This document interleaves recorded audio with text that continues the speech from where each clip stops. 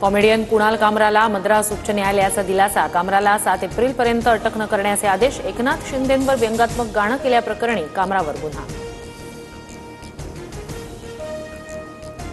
31 मार्चला कुणाल कामरा मुंबई पोलिसांसमोर चौकशीसाठी हजर राहणार। कामराला मुंबईत येऊन कोर्टात रितसर जामीन मिळवणं आवश्यक। यापूर्वी दिलेल्या समन्सवेळी कामराची अनुपस्थिती। वकिलाकडूनच प्रशांत कोरटकरवर हल्ल्याचा प्रयत्न आणि शिवीगाळ। कोल्हापूर कोर्टातून कोठडीसाठी नेतानाचा प्रकार। शिवीगाळ करणारे वकील पोलिसांच्या ताब्यात। न्यायालयात हल्ले होणं असंवैधानिक। ॲडव्होकेट गुणरत्न सदावर्ते यांनी प्रशांत कोरटकरवरील हल्ल्याची केली निंदा। सदावर्ते मुंबई उच्च न्यायालयात तक्रार करणार।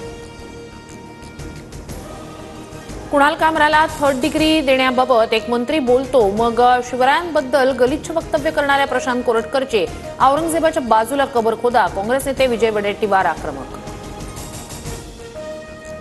नोकरीतील डील्स सोबतच वडिलांच्या अफेअरमुळे दिशा सालियान तणावात होती। यामुळेच दिशाची आत्महत्या। मालवणी पोलिसांच्या क्लोजर रिपोर्टमधून मृत्यू संदर्भातील निष्कर्ष समोर।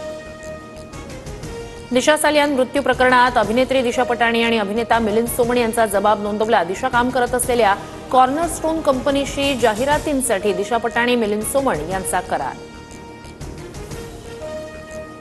दिशाच्या वडिलांना हाताशी धरून जे राजकारण करतायत त्यांना ते लखलाभ। ठाकरे कुटुंबावर आरोप करणाऱ्यांना लाज वाटली पाहिजे। खासदार संजय राऊत यांचा घणाघात।